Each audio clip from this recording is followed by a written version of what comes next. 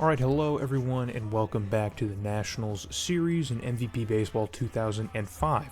I was thinking about recording these off camera. I've said in the first video I wasn't sure if I was going to keep recording them like this or do them off screen and then just kind of do VO after the fact, but I think it'd actually be easier if I record them like this, because I was over here editing the lineups, set to just record and not do commentary, but trying to remember my thoughts as I, set up these batting orders had me thinking, like, I might as well just kind of talk through what I'm doing. So we'll try and do some commentary. I might switch. I don't know. But for now, we're getting into the first episode. The way I'm going to do these episodes, I'm just going to do it by month, So each month of the season is going to be a different episode. So we're going to go through April today, the first month of the season.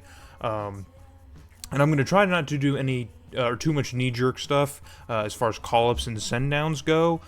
In my first trial run doing this off-screen before I started recording, things went bad really quick as far as like pitching is concerned, but the offense actually got off to a great start, so I kind of had to watch the rotation a bit, because we can't let dudes with like ERAs over 7 or 8 just like sit on the team for a full month, especially with how cheap a lot of these guys are, because a lot of them are like fringe minor league guys. So if we need to make adjustments with our minor system, we can, because we do have some talent budding between the levels a little bit. So we're going to be watching that a little bit, trying to keep single and double A guys where at the levels they need to be, and keep an eye on our triple A guys, see if anyone needs to get gone or whatever. But it's April, we're not going to do too much.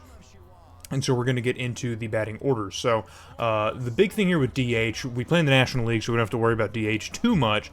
But the only thing I wanted to point out as far as DHing goes, we're going to have Termal Sledge be our DH against righties.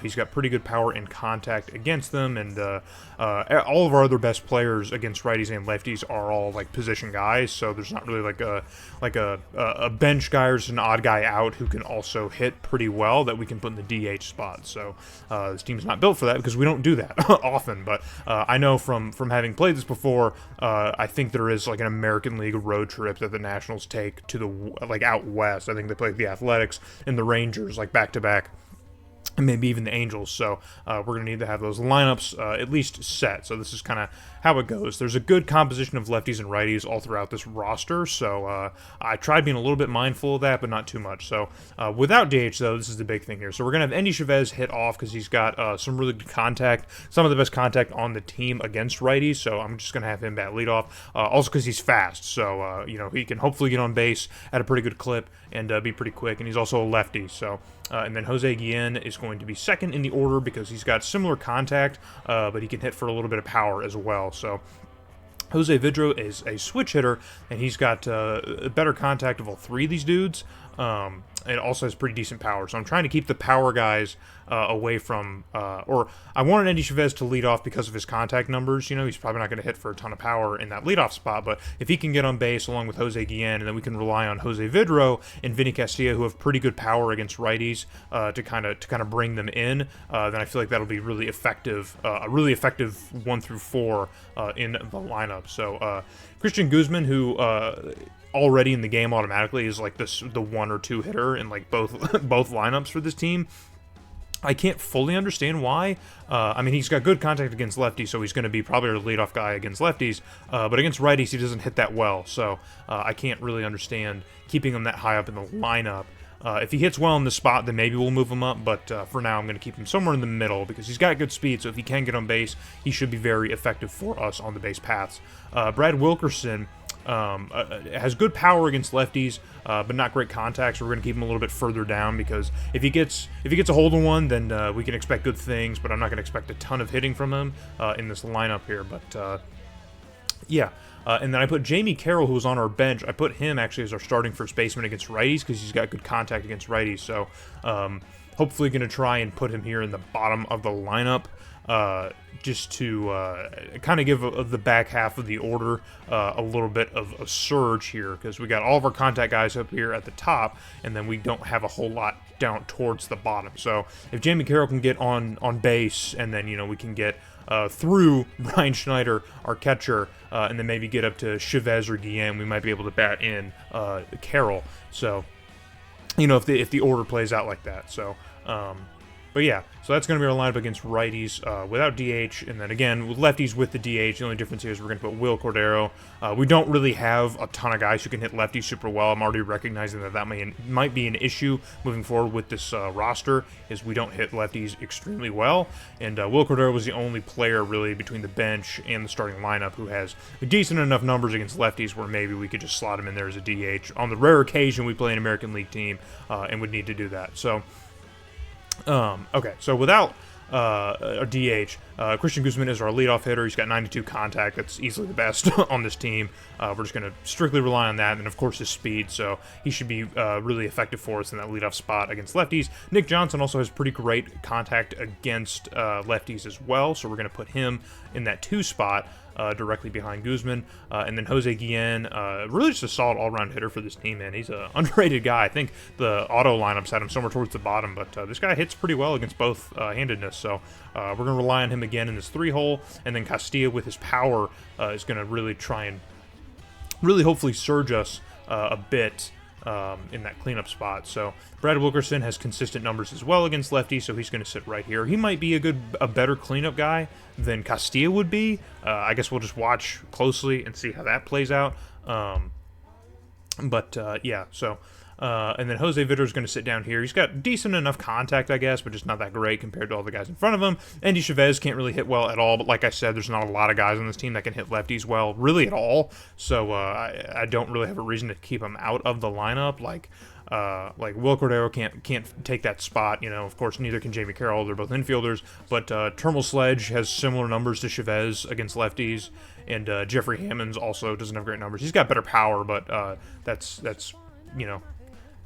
yeah, I mean, maybe Jeffrey Hammonds might be the better option. I guess we'll just see how Andy Chavez does, but either way, Brian Schneider is going to be our catcher against lefties as well. Actually, I think I might have switched him out. Yeah, because Gary Bennett's got a little bit better numbers against lefties. So we'll split our catchers between each lineup. But those are going to be our offensive lineups as it stands. I'm not going to change much about our rotation or our bullpen. I'm just going to stick to these roles and just see how they go. I mean, they're kind of slotted by stamina, so I'm not going to put like a setup guy with 46 stamina. I'm not going to put him in long relief because it's obviously not going to work. So as much as I would love to switch around the rotation here, I'm just going to kind of wait and see how things go. I mean, just John Roch is like a fringe reliever anyway, so we already know what to expect. But with that said, we're going to get right into the schedule. Really, I don't focus too much on the inbox, but.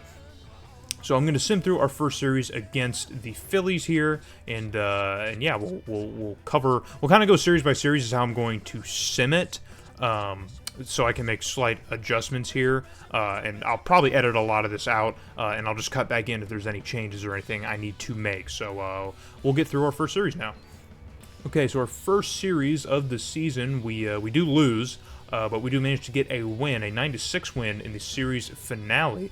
2 low-scoring events here, so the offense really didn't show up until game number 3.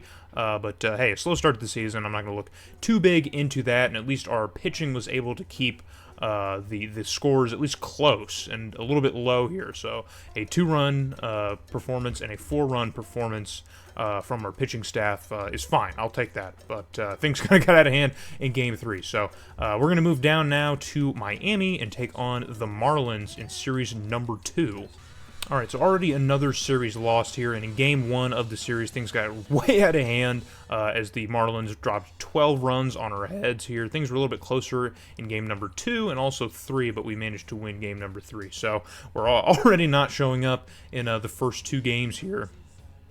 And just kind of coming together in the third. I guess I'll check the inbox. I don't really focus too much on it because it's all just a bunch of things here. So yeah, it's just all league stuff. It doesn't matter too much for me. It'll alert me, I guess, if there's something I should be focused on. But we're going to get through the series against the Braves and then kind of focus on the first, or the stats, I guess, through the first couple weeks of the season before we do our first homestand. And I'll see if there's any changes that need to be adjusted. So let's get through this Braves series and close our road trip in Atlanta.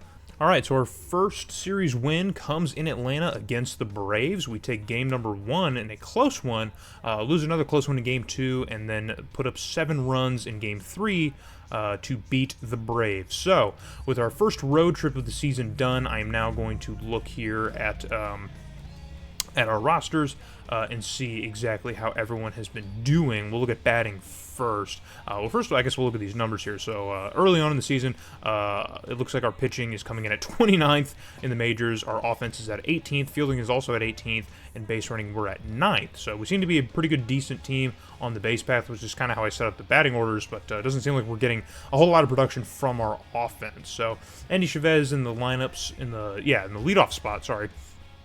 You'll go without DH. There we go. In the leadoff spot is hitting 343. Maybe I can pull up the full stat. Yeah, here we go. So it's hitting 343 with a 410 OBP, as well as a 486 slug. So that's kind of what I would like to see from Mr. Chavez in this spot already with 6 runs. Yeah, pretty decent. Stolen bases, he only has 3. I'm not sure how much I would expect early on in this part of the season here, but Jose Guillen is hitting 333 with an OPS well over 700 himself. Looks like it's over 800 as well. Jose Vidro is only hitting 250 with a 333 OBP and 250 slug, and he's really not getting a hold of the ball. So there might be something with Jose Vidro that might need to switch up here. We might need to move him in the lineup a little bit. Vinny Castilla is hitting 270 with an OPS that I really do enjoy, with that OBP being 357 and the slug being 459. Christian Guzman off to a hot start, hitting 300. His OBP is also 300, and he's got a 425 slug, so 725 OPS. I'll do the quick math. I'm not going to flash any math skills, believe me. I'll try. Brad Wilkerson's got an easy going. I can calculate again. 725 OPS, hitting 233. I'd like that to be maybe a little bit higher, but yeah. So Jamie Carroll here is hitting 261. Remember, we took out Nick Johnson for him.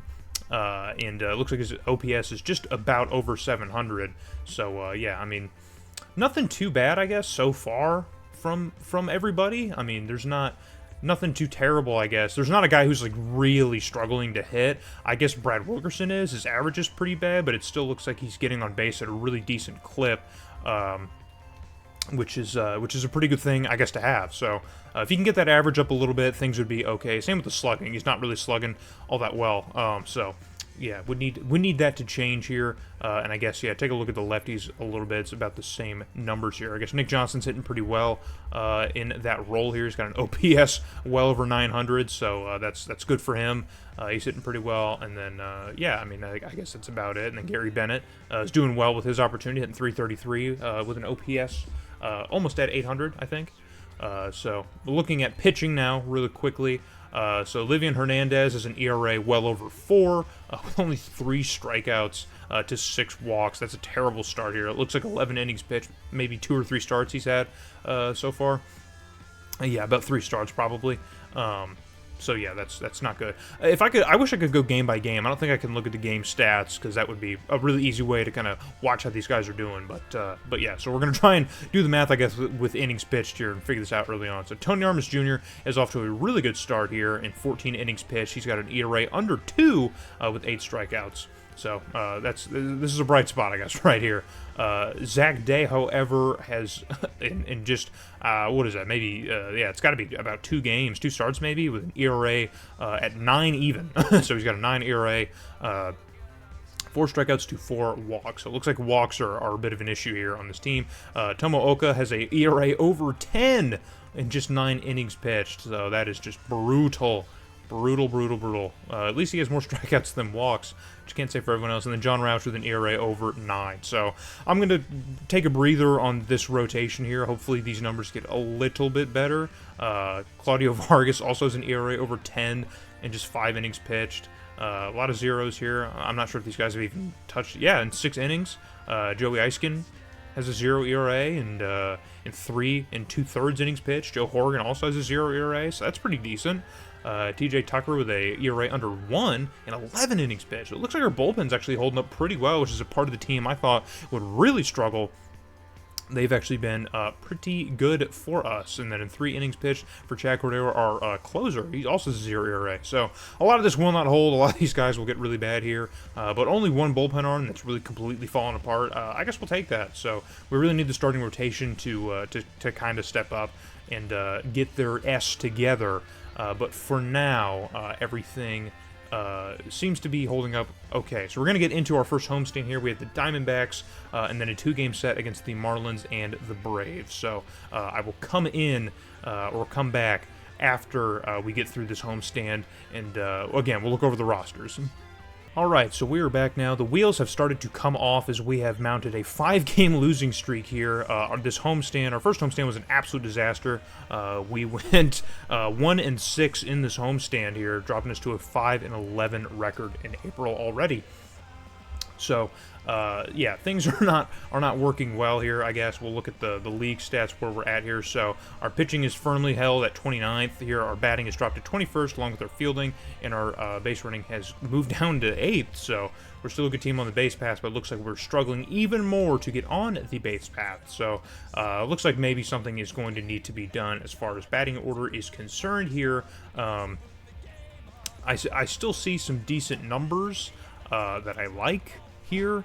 Andy Chavez is still, still churning things out here in the leadoff spot. Jose Guillen, also, decent enough. Jose Vidro has really freaking woken up. Jeez.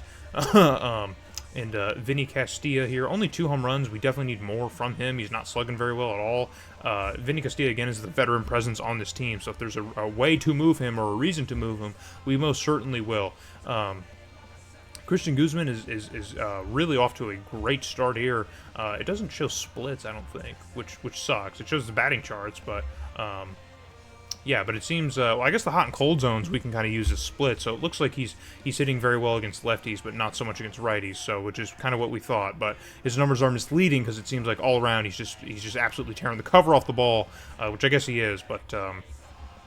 Either way. So Brad Wilkerson here is also stepping up quite a bit. He's not hitting for power much at all, which is odd, and that's one of the things he does well against righties. But yeah, that OPS is well over 900. So I needed to see him step it up, and he certainly has. So he's heating up.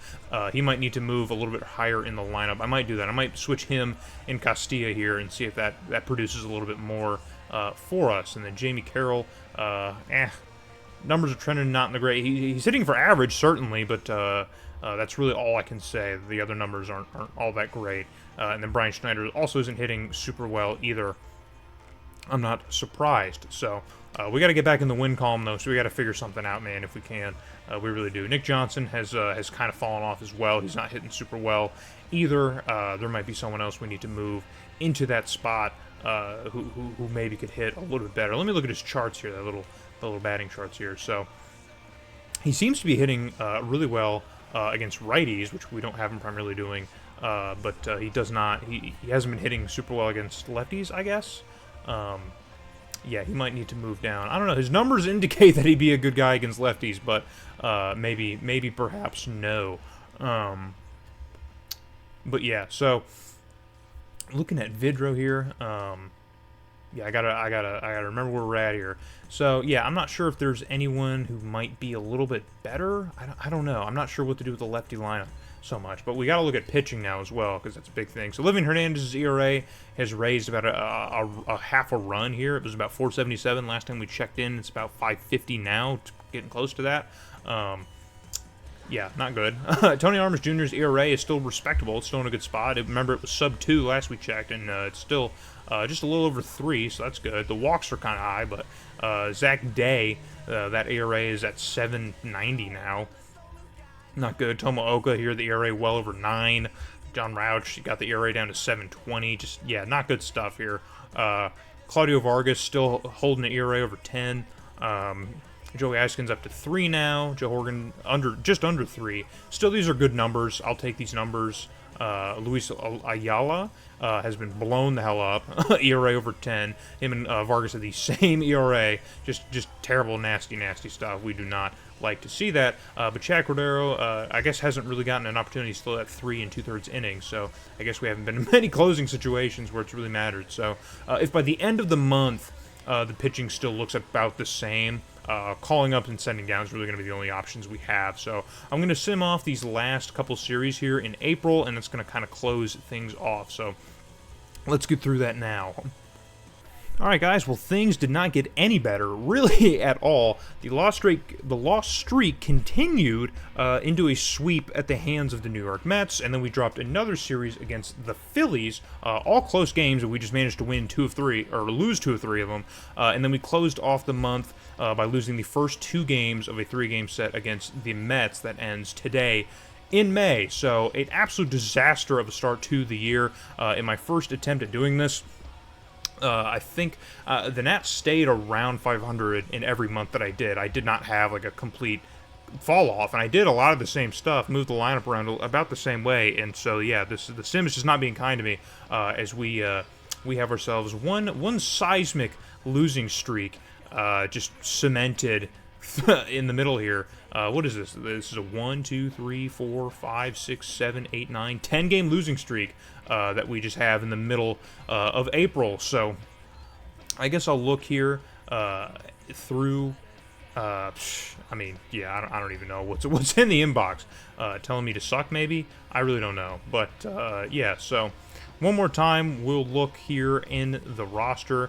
As you can see, batting has moved up to 8th, so we have a top 10 offense, and our fielding has got to 3rd. So, yeah, I guess we seem to be a pretty bad defensive team, and pitching is our biggest issue. So those numbers there are similar to how they were when I did it. So I carried a top 10 offense the entire time.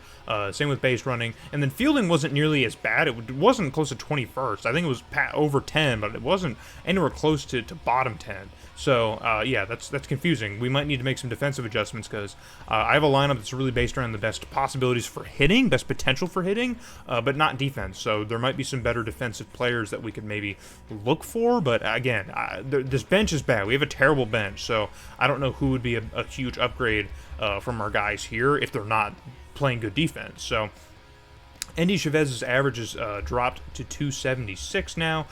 He seems to be struggling a bit in that leadoff spot. He might need to drop a little bit. Jose Guillen also not the best. He's got 4 home runs, which I like. I wish they had more in-depth stats, man. This is 2005 though, so we don't have those. The OPS looks like it's eclipsing 800, maybe getting close to that. Yeah, Jose Vidro seems to be hitting fairly well for himself as well, which is good. Brad Wilkerson, I think his numbers maybe, they're around the same.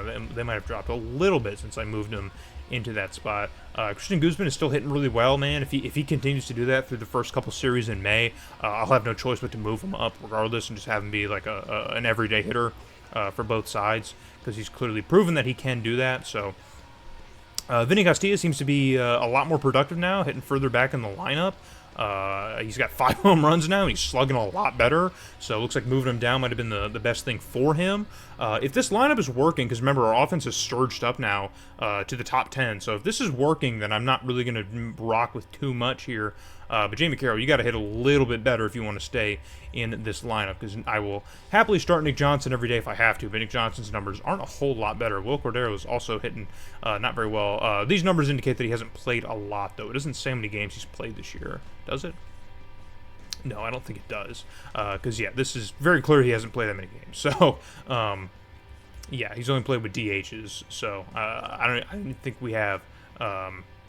But yeah, anyway, any Houdini. So yeah, the lefty numbers are going to be about the same. We'll look over the rotation one more time here. Livian Hernandez now, the ERA just continues to climb. It just continues to get higher and higher.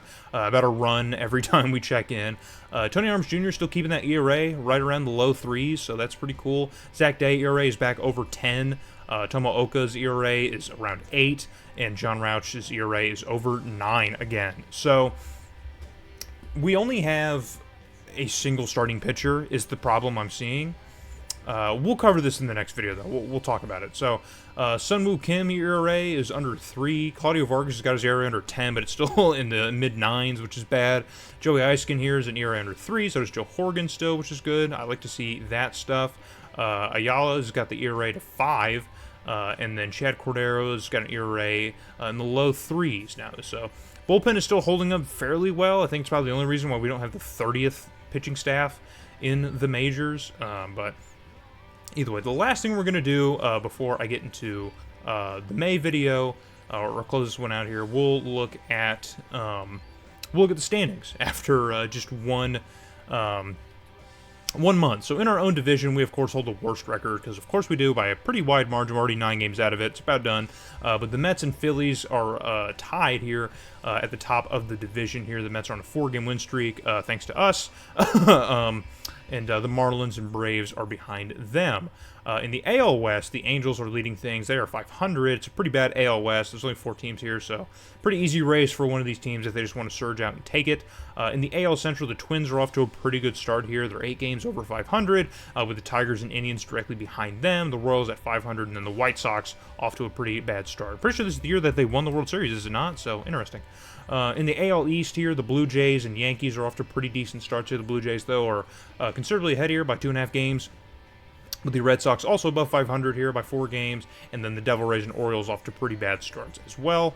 In the NL West, the Dodgers here are off to a good start here at 15-8, with the Giants and Padres also being over 500, and then the Rockies and Diamondbacks struggling to get things going here.